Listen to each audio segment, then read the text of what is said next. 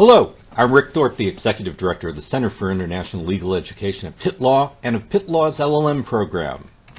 This is another in a series of videos we are creating for potential LLM students about the admissions process. Today, we're going to look at your letters of recommendation. In this video, I'm going to describe for you the elements that I look for in letters of recommendation, some common problems or weaknesses that I see in the letters that I review, and how to pick or advise your referees in order to improve your application. Like your personal statement, your letters of recommendation help me and the other members of our admissions committee understand who you are as a person. What your referees write about you will help us to learn whether your academic skills, your interests, and your personality and character are a good match for our program. That means that it is important that the people that you choose to write your letters of recommendation know you well. Don't pick a referee just on the basis of their title, reputation, or fame. It's far better to choose, say, a junior professor or a teaching assistant who you regularly spoke with after class than to pick a famous professor or dean to whom you're nothing but a name.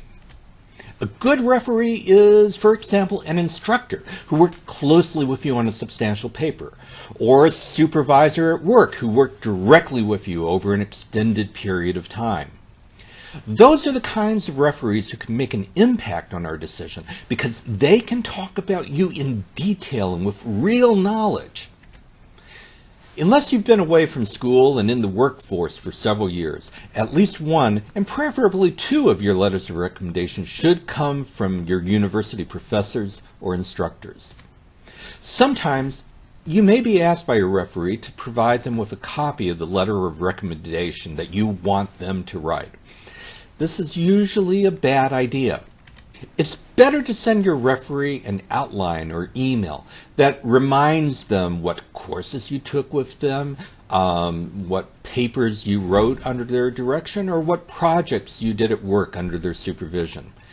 This will help refresh their memory and let them write the kind of individual, detail-filled letter that makes an impact on an admissions committee.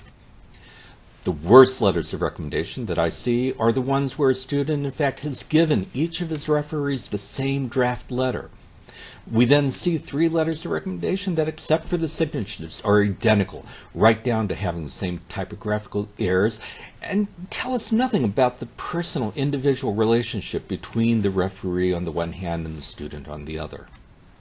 As one writer on LLM admissions says, a bad recommendation is worse than no recommendation at all. What your referee includes in a letter of recommendation will depend on exactly what their interaction with you was as a student or employee. But good letters of recommendation usually include things like the referee's opinion about your quality of performance as a student or employee, their evaluation of how you compare to other students or employees who have gone on to graduate level work, their assessment of your work habits and personality, and of how successful they think those will make you as an LLM student. Most LLM programs will ask that your referee send your letter of recommendation directly to their admissions or LLM program office.